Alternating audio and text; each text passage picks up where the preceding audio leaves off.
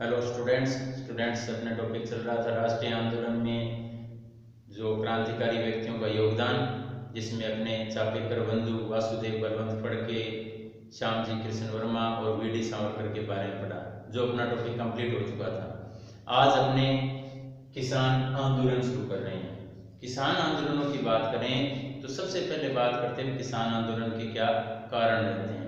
तो प्रमुख कारण इसमें क्या रहेगा, अंग्रेजों की जो नीतियां थी वह किसान विरोधी थी।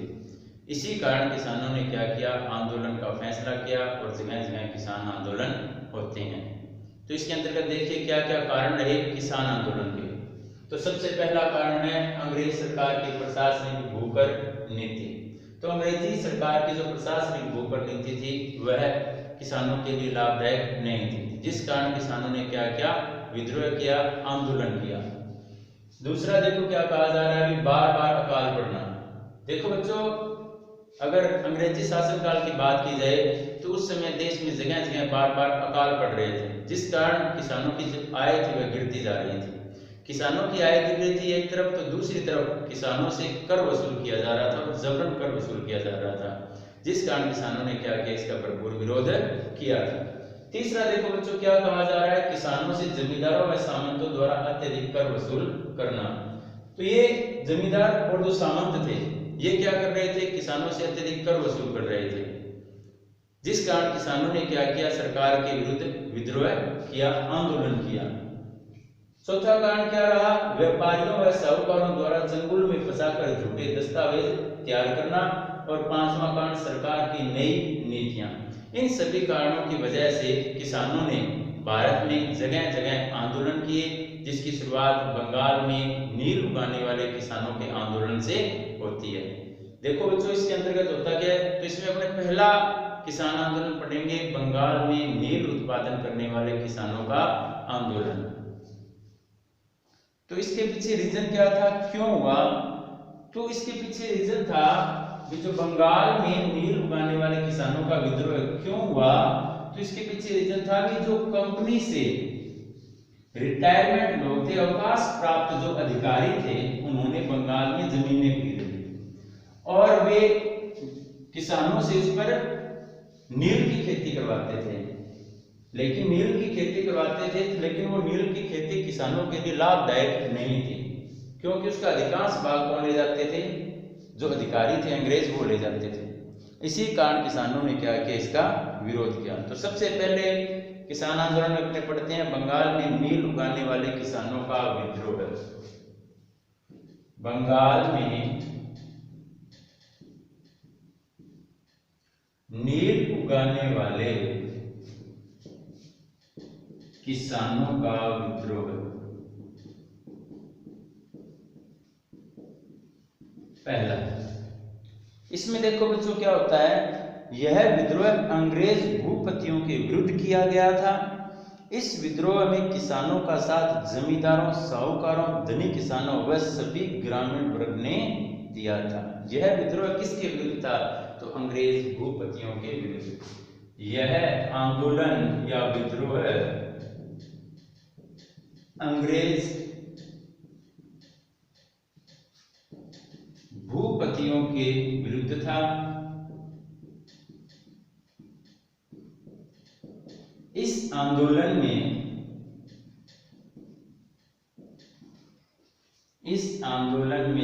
किसानों का साथ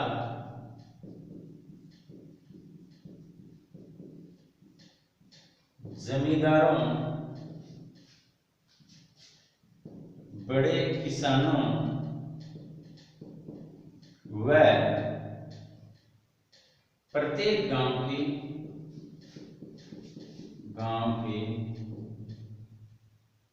लोगों ने दिया। देखो बच्चों इसके अंतर्गत हुआ क्या, भी जब बंगाल में किसान आंदोलन हुआ तो इस आंदोलन में किसानों का साथ जमींदारों, साहूकारों, धनी किसानों या बड़े किसानों व प्रत्येक गांव के लोगों ने या ग्रामीण वर्ग के लोगों ने किसानों का साथ दिया। हुआ क्या था इसमें, 19वीं शताब्दी में कुछ कंपनी के अवकाश प्राप्त यूरोपीय अधिकारियों ने बंगाल तथा बिहार के जमींदारों से भूमि प्राप्त कर नील की खेती करना आरंभ कर दिया। तो बात कब की थी? 19वीं शताब्दी में कुछ कंपनी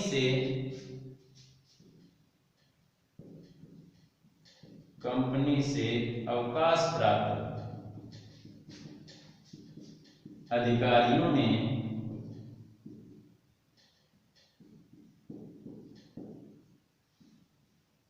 साहूकारों व जमींदारों से भूमि प्राप्त कर उस पर नील की खेती शुरू करवा दी।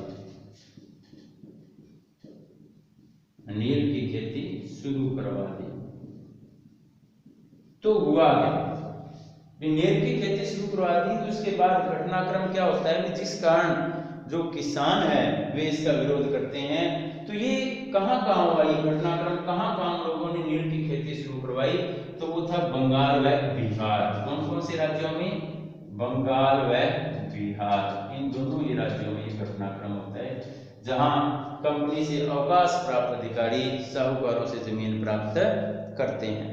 उन्होंने किसानों से ऐसी शर्तों पर नील की खेती करने को बाध्य किया जो किसानों के लिए लाभकारी नहीं थी। तो जो अधिकारी थे, अधिकारियों ने किसानों से ऐसी शर्तों पर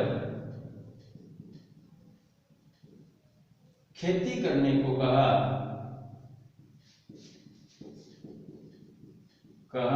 जो किसानों के लिए लाभदायक नहीं थी,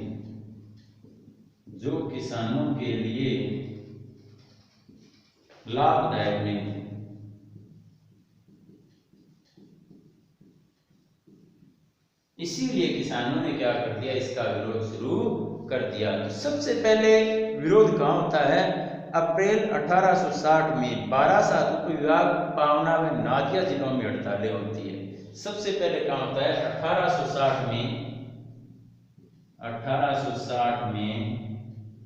बारासात उप विभाग कहाँ हुआ? 1860 में बारासात उप विभाग व पावना और नादिया जिलों में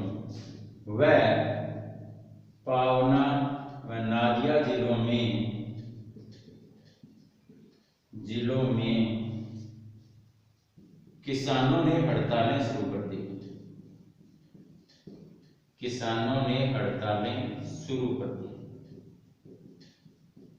अब यहां से क्या हुआ? विरोध के स्वर दिखाई देने लगे। अब किसान क्या कर रहे थे? इन अधिकारियों का विरोध कर रहे थे। नील बोने से किसानों ने इनकार कर दिया और किसानों ने अधिकारियों से क्या कहा? भी हम आज के बाद नील नहीं बोएंगे। कब की घटना है? अप्रैल 1860 की। यह हड़ताल बंगाल के अनेक क्षेत्रों में फैल गई और असंतोष से बचने के लिए सरकार ने 1860 में एक नील आयोग का गठन कर दिया। यह घटना या आपने कह सकते हैं आंदोलन बंगाल के अनेक क्षेत्रों में फैल गया।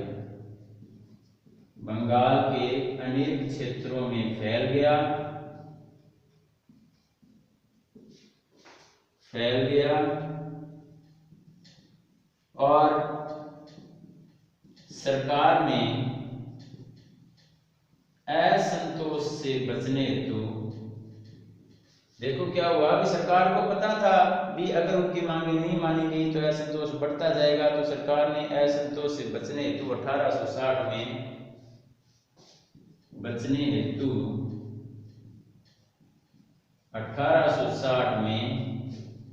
नील आयोग का गठन कर दिया।